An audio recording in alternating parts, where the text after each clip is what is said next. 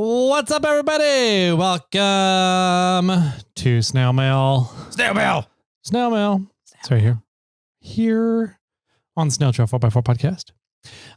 This Friday, happy Friday to everybody out there. Hopefully you guys are having a good week and looking forward to the weekend. If you're new to Fridays here on SnailTrail4x4, we get to listen to voicemails, your feedback, your phone calls, your voices, your questions, your trip planning with other callers and that Jimmy and I get left out of because you guys hate us. And yeah, that's what goes on Fridays. What else do we do on Fridays, Jimmy? That's about it. Oh, okay. Drink. Fridays, we drink. On Fridays, Jimmy makes crystals. Oh, gout jokes. Yay. They never get old. Anyways, let's see. So, yeah, you guys can call us in. We love hearing your feedback. You can call in about any topic. We don't care. One of the fun things that we like to do is we listen to the voicemails for the first time while we're recording. So you guys get our genuine reactions. We're not really screening these at all. So apologize. We apologize if there's like an earmuffs moment. You have kids around and somebody calls in and does not give the earmuff warning, but, we can't help it. That's what we like to do here. We like to be, spontaneous with our voicemails. I like it. How many voicemails are we up to? 22. Hey, 22? Yeah. Means we're catching up a little. That's 22. 20? Yeah. Okay. Wow. In English, how many do we have? 22. Okay, good. Oh, you got me. 22. We're catching up. I think we had more than that last week. So I think we were at like 23 or 4 last week. So we're slowly itching towards that 0 mark. Yep. The voicemail first one up looks like Nick from Montana. Oh, Nicholas. Buddy. And he called on March 10th. So that's where we're at in voicemails, everybody out there. Okay. So I think this episode is being released on April 9, 10? Yeah, pretty much. So we're pretty much a month behind on voicemails right now. I'm sorry. But that's just how much you guys are calling in and we can't keep up with it. So we love it. Keep calling in and we'll get to your voicemail eventually. So we got March 10th, Nick from Montana. Shall we see what he's been up to? Yeah. Let's hear Nicholas. Cool. Hey, what's up, fellas? Nick from Montana. Age and cage. And first off, congrats to Tyler for being able to gush back up on the wife. It's a fun time. I'm proud of you. Happy for you. Age comes cage. I, too, also started off riding motorcycles, racing motorcycles, specifically District 36 and all that kind of stuff. And I wound up, getting a cage of my own put into my spine after I crashed and broke T6, 7, and 8 in my upper or mid spine. So holy crap. That's kind of what's pushed me into trucks and having a cage around me so that my wet bag of meat isn't the first thing that hits the ground. We at least put some metal in between us. And the same, like my dad grew, is also a Mr. Moto guy and still was racing up until last year when he broke his neck at 64. Holy crap. Dirt bikes. He's all good now, but he's also thinking about maybe not racing anymore and maybe getting in a cage. And I think he'd be a perfect wrong seater. If anybody knows anyone looking for a navigator, hit us up. That's all. Love you. Proud of you. See you later. Oh, what's the difference between chickpea and a pine nut? I know this one. I've never had a pine nut in my face. All right. See you. I've never had a chickpea on my face. He said it wrong. It's a garbanzo. It's a chickpea and a garbanzo bean. Yeah. Because I believe they're the same thing. They're just called different things. Oh, that's funny. Yeah. I didn't even know that. And I've never paid $20 to have a garbanzo bean on my face. That's true. Yeah. I've heard it as a chickpea and lentils. Oh. What's the difference between chickpeas and lentils? You've never had a lentil on your face? I've never had lentils on my face. Okay. Yeah. What did he say at the beginning? He's proud of you. proud of me and congratulations for being able to gush in my wife again. So I didn't understand it either. I had to read the transcription on the voicemail app here. And I was like, oh, geez. That's funny. Yeah. Always love when Nick calls in. Thanks, buddy. Yeah. Yeah, sounds like your family needs cages, man. I'm just putting that out there. Maybe it's a good move from 2 wheels to 4 wheels for you guys. Yeah. Jeez. Wow. Jeez, man. Wild family. I love it. Love the stories. Thanks for calling in, Nick. Next one does not have a transcription. Oh, fun. Car warranty. It's 3 minutes long, and they called right back and left another 2 minutes. So 5 minutes here. And both of them don't have transcriptions? The first one does not. But the second one does? Second one does. Okay. His name is Richard. All right, let's do it. Richard from Atlanta, maybe. Let's go. Oh, maybe. Okay, let's see. First one. Here we go. No reading it. No cheating. Hey, Jimmy, Tyler, it's Richard down here in Atlanta area, Southeast Atlanta area again. Ding, ding, ding. Just stuck in rush hour traffic, was listening to episode 584 the roll cage stuff. I look over to my right and I see a Nissan Pro 4X, some sort of like little Toyota wannabe little 4-door truck thing. What the hell is that about? Things are like out here trying to be like PRD things or something. Oh, what? That's a Subaru, so there's bound to be a Toyota around somewhere. Anyway, yeah, getting back to the roll cage thing, just wanted to add a little bit of input.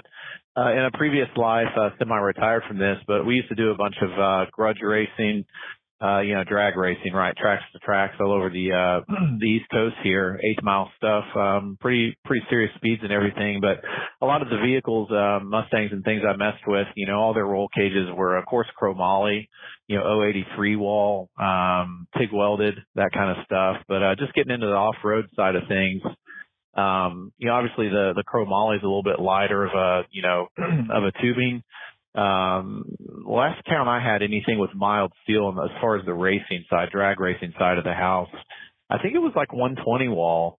I know a lot of people back in the day, used that, but it was kind of a deterrent, as far as a drag car goes, just because of the weight savings you could actually get from having a chromoly, roll cage, whether it was a 10 or 12 point or, a 25-1 or 25-5 type chassis and stuff. And of course, one thing that came along with the mild steel being used was a lot of people, would MIG weld that. So probably the biggest tip I can say from like a fabrication standpoint, knowing what I do, and again, I'm not a chassis shop or anything like that. I've just been around this stuff for quite a while. It's all about having your tubes, if you're doing this at home, having like little to no air gap where your copes for each tube at an angle might join another tube.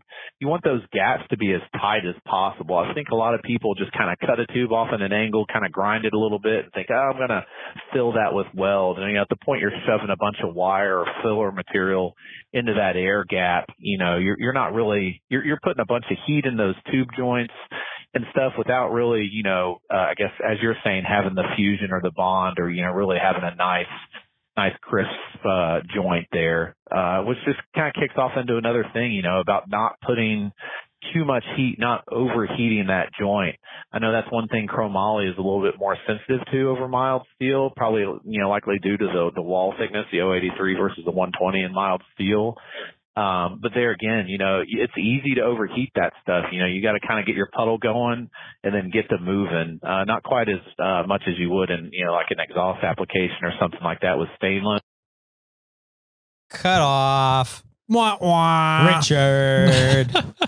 Don't be a Richard. Yeah. I can say that because my middle name's Richard. So got it. Yeah, he called right back. Any comments on the first voicemail? My only 2 cents on the first voicemail is, good information. Interesting to know a little bit more about the chromoly.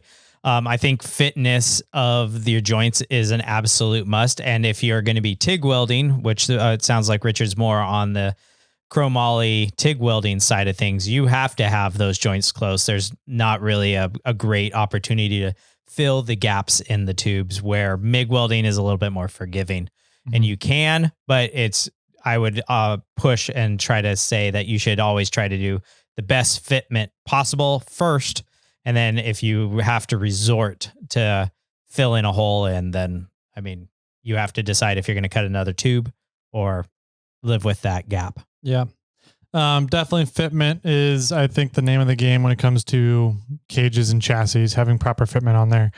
If you're filling gaps, it's more likely to get intrusion into your welds. Yeah. It's more likely that the weld doesn't sit and fill in properly, and you end up with air bubbles in there, which makes for a weak weld and makes for space that the metal can fail and compress and then have the joint fail.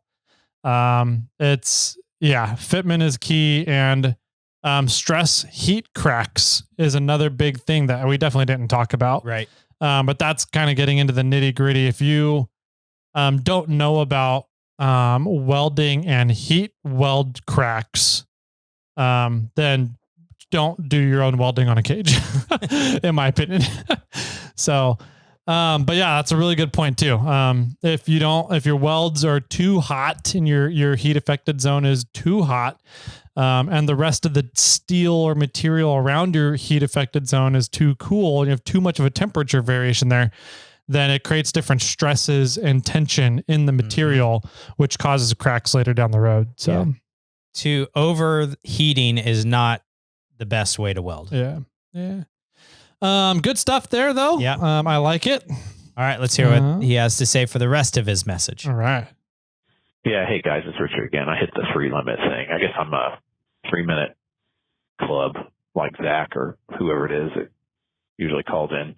Anyway, just continuing the whole roll cage thing. Just, tight, make sure the gaps are tight for people that are doing this at home. What material you're using. Definitely make sure you're using the right material. And then that you're not blasting a ton of heat into these joints. I mean, obviously you don't want a cold weld that's just like standing up on itself, but it's all about practice, and kind of, I don't know. I guess there's enough people in the Jeep community and stuff, which this show's obviously not a lot about that, but there's like bolt-in things and stuff. I think most of those are like mild steel, but, even in thinking about doing that myself, for what we wheel at home, I think it's just about, this stuff's no joke. It's whether it's a Toyota or Subaru or a Pro 4, whatever the hell it was I passed on the highway a little bit ago. It's just about dispersing any of the points where this thing, if it might be impacted in the front side or flipping on its lid, rock crawler, type stuff, about spreading that load out, like you're saying, so it's not applied to any one joint, where a tube is going to blast off the other tube, which can be a danger, an inherent danger in itself. So, for anybody doing that at home, I would definitely, I don't know. I guess it's different in the rock crawling stuff. I mean, I'm used to stuff that's going, 160, 170 that could hit a wall or another car and stuff. So it's a little bit different, but, I think the same general principles apply, with, making these chassis, kind of rigid, just don't tie something to some weenie piece of sheet metal, get down to the frame or some sort of subframe or, an appliance that you make like that. So, I think you guys had commented about some guys' roll cage kind of, popping off the body or something like that. Likely something that didn't have the right floor plates, it might have been bolted with some Chinese bolts to something and it just broke off or something. But just kind of rambling at this point, guys. But great episode. Love hearing this stuff, and keep crawling. I love it. That's some really good stuff. So really good points. A lot of good information tips in there. So yeah. Good summary. Yep. For sure. Thanks for calling in, Richard. Mm-hmm. Next is Austin from Washington. All right. Here we go. Hey, gentlemen, this is Austin from Washington State calling back. Listening to your podcast where you're talking about roll cages and the importance of triangles, and I wanted to clarify a few things from the perspective of a civil engineer. Sweet. Your explanation, you got the main points, right? I just wanted to clarify that you're conflating the instance of shear breakage versus what would actually be called a moment force. So shear breakage is kind of like if you take a hard hit, you shear a bolt off perpendicular to the direction that it's going through a part. That would be a shear breakage. what you're describing with like a tube rigidly fixed at one end and then you apply a moment and it tears itself apart, that would be what we call a moment force. So moment force is a bending force at a rigid joint. So I wanted to clarify that for two reasons. One, everything is going to be better in tension or compression. So that's why the purpose of nodes are so important, not just for where the tube is welded, but the transfer of forces between where multiple tubes are welded is better if you can get them in line with another tube, even if it's only partially in line. So that's why nodes, where multiple tubes are welded together at a single point, is better than a tube that deadheads into just a horizontal span of another tube. Because now, great, you have forces of one triangle going through the member,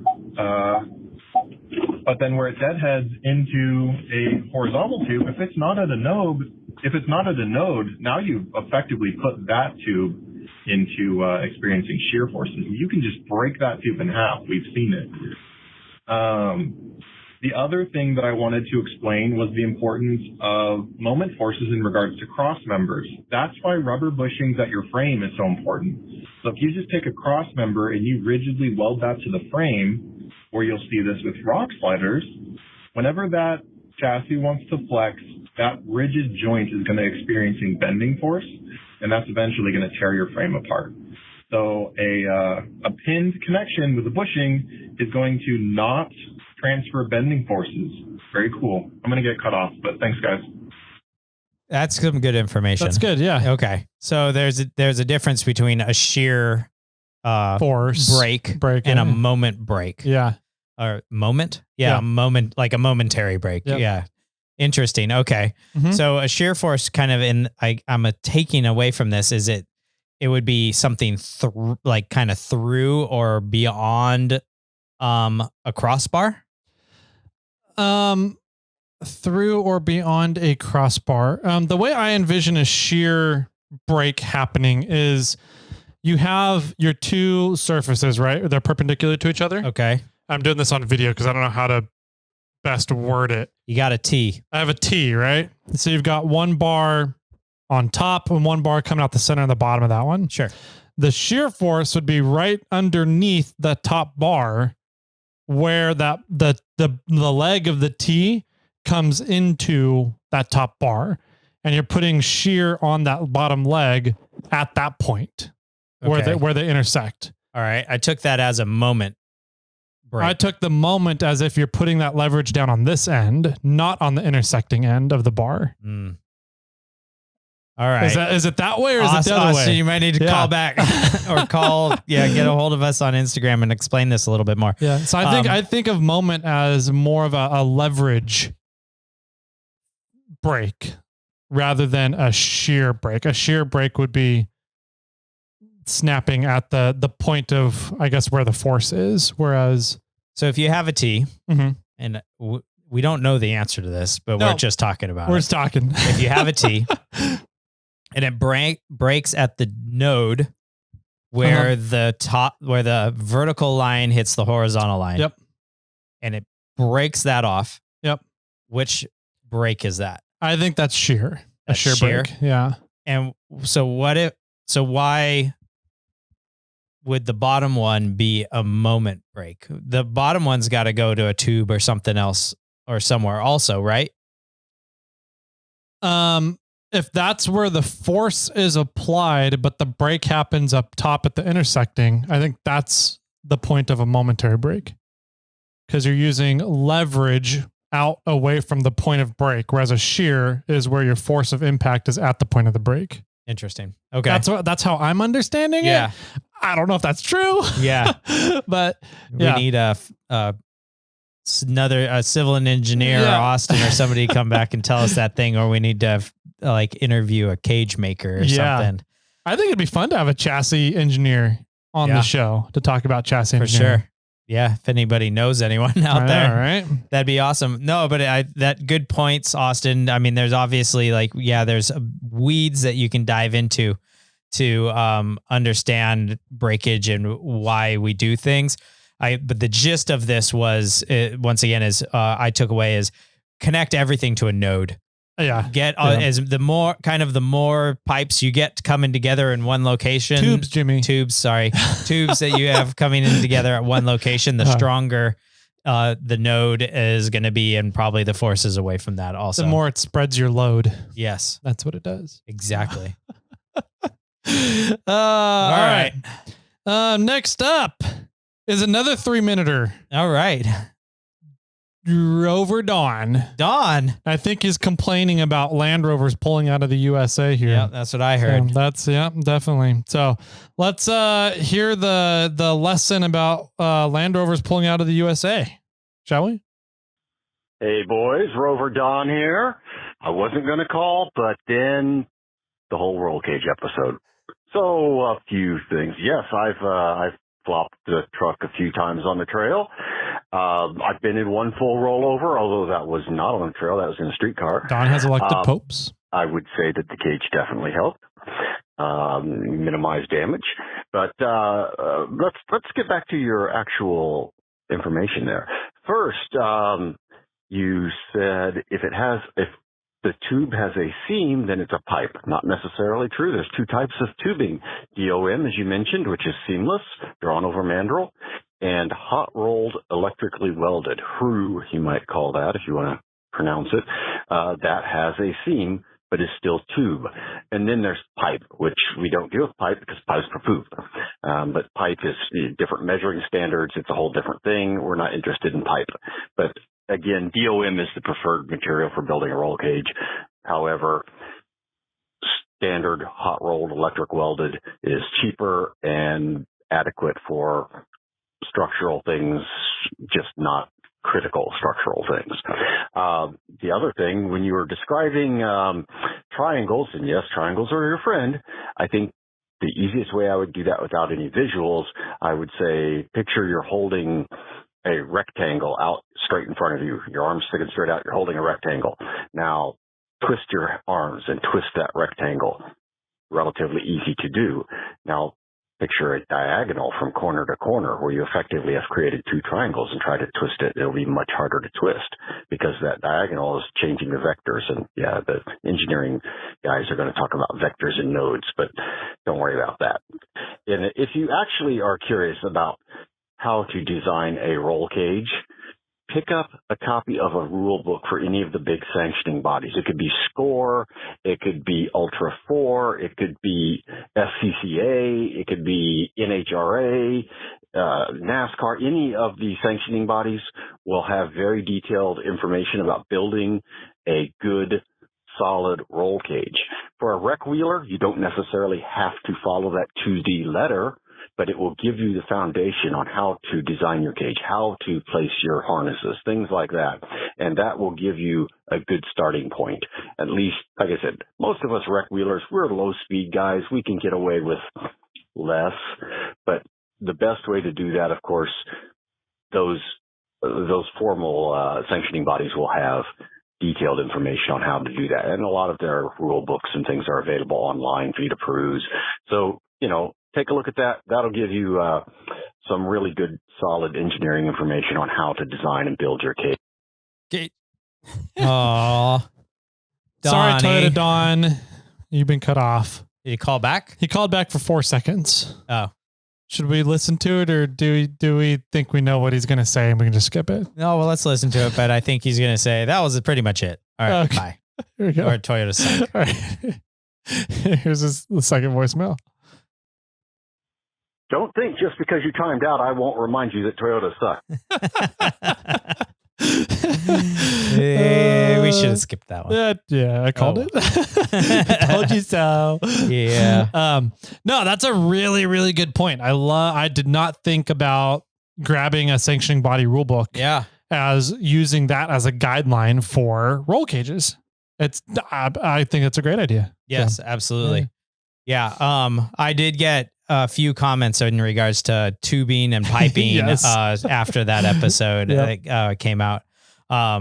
And I had a few, back and forth with some guys. Pretty much what I learned, and I already forgot it for the most part. But One of them's measured OD and one of them's measured ID. Okay. Yeah. And that's how you tell the difference between them. I think pipe is measured ID because it's more of a flow. Yeah, thing, that makes right? sense. Yeah. Whereas tube is measured OD because it's more structural. Mm-hmm. I think that's the reasoning behind it, but I don't know. Yeah. That obviously I remembered really well on that one. Yeah. I do know that I will remember it now thanks to what Dawn said. Yeah, poop is pipe for is for poop. Pipe is for pipe poop. is for poop. Now I remember. I'll remember that now. I'm going to get that. I've got it nailed for the rest of my life. Now done. Thanks. For some reason, I hadn't heard that one before that I could think of. So I like it. Yeah, I like it. All right, next up. Let's see. We got time for a couple more. This is Alex, Botches Off-Road. Sweet. Here we go. All righty. Hey, Jimmy. Hey, Tyler. It's Alex from Botches Off-Road. Hi, Alex. So rather than going in depth about everything going on Drummond Island, I sent Tyler a Instagram message. Probably should have sent it to Jimmy since Tyler never seems to check his messages. But anyway, probably. We also talk about it a lot on our podcast for anyone who's interested. It's long story short, the DNR is shady. They went behind everyone's back and they pulled a lot of bull crap. And I think we're getting beyond it and working past it now, but it's not going to be a quick and easy road. But anyways, that's my Drummond Island update, and keep crawling. Cool. Yeah, it sucks because sometimes it's easy to get government bodies to make a decision on something. It is much more difficult to get them to rescind decisions on stuff. Sure. So if somebody can slip something through government without having public comment period, or the public comment period kind of gets looked over and people don't show up for public comment, then stuff can get slipped through, unfortunately, a little too easily, in my opinion. And that it sounds like that's what happened with Drummond Island. Yeah, somebody had concerns of wheeling and vehicular recreation out on the island, and the governing body was like, oh, that does sound like an issue. We're going to close it down without doing the scientific research to figure out if the claims are actually true or not. Yeah, Alex and I actually got on a phone call in regards to some of this stuff. And so the long story is that, somebody pretty much said, yeah, it's not, nobody really does it out there. You don't need to concern yourself. You can just close it all down. Yeah. And so Alex and I talked pretty at length about what would some steps be to try to start revoking that. And for the most part, we came down to they have a thing called a DNR out there, which is pretty much our BLM. Oh, okay. Right. And so it took me a while to get it, like, what is this DNR? Yeah. Do not resuscitate. Okay. So once I figured out what we were talking, the government agency we were talking about, I kind of clicked.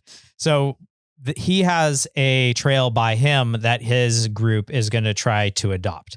And he's going to start working with the DNR to do this adopt a trail. Oh, very cool. And then once that sort of goes through, they're going to start work on creating people to adopt other trails within the state. Yeah. And one of those is going to be this Drummond Island, and he's going to work with the DNR. But unfortunately, his contact at the DNR is for his location, and there's another contact at the DNR for the Drummond Island location. Yep. So now you have two government agencies trying to talk, or same agency, two people discussing things across. Yeah. And we all know how government communicates. So, regardless to that, I think we have a solution kind of going forward to help him out. And he said that the Ken Hauer episode was eye-opening for him. Really? Awesome. Yeah. And that it really made him motivated to try to figure out to get a solution. And Ken's episode gave him ideas on how to move forward too. That's pretty cool. That's rad. Yep. I'm a huge advocate and fan of adopted trail programs. Mm-hmm. They take a lot of the work off the governing body, right? The biggest asset and resource use typically in governing bodies is labor hours. They can get the money and the grants for materials, for stuff, project materials. But getting the labor hours is the really risky part for government projects. Okay. And government projects are terrified of risk, right? They're always looking to mitigate risk. Okay. And deal with risk management. So, if they quote unquote employ or have a bunch of volunteers come on and somebody gets injured on this project, that's a massive lawsuit money funding issue for government that may not have a lot of funds right now especially things going on at the moment. So, if you can build trust with that government agency in your club or organization that has their own insurance programs and can prove that you guys are self-insured and that you will sign release of liabilities or agreements, signed agreements that state you will default to the club's insurance policies before you try and default to the government's insurance policies. It opens up a ton of doors. And so if you can prove that you have that you're serious enough to get insurance policies like that in order to help maintain trails and work on these projects in hand with and under the guidance of the governing body, it opens up a ton of doors. And once you get that first process set for what works with your local governing body, then you can replicate it. It sets precedents that, hey, this project works. Right. And it works this way. And you can relocate it to another area. Right. And say, we have this club that's over here that would really love to do some work on Drum and Island. If we can get a meeting together, would you be able to show up for that meeting with this other person that's in charge of the DNR over here and tell them about how our program is going and how you guys are utilizing the group of volunteers for this? It goes a really long way if you can do stuff like that. And Adopt-A-Trail programs really teach people about responsibility and accountability towards maintaining trails and keeping our trails sustainable. Because nothing will stop people from ripping up a trail more than if it's your trail that's getting ripped up, that you put in your sweat labor hours and blood and tears repairing, and then just to see somebody else come in and rip it up, oh, you're going to get pissed at them about that, right? Yeah. So getting more and more people into Adopt-A-Trail programs really teaches responsibility and accountability for actions, and that you're not just fucking with the DNR here. You're fucking with your fellow wheelers and your buddies and your neighbors in your community. That's who you're messing with when you mess up Adopt-A-Trails. So I'm a huge fan of Adopt-A-Trails for a lot of different reasons.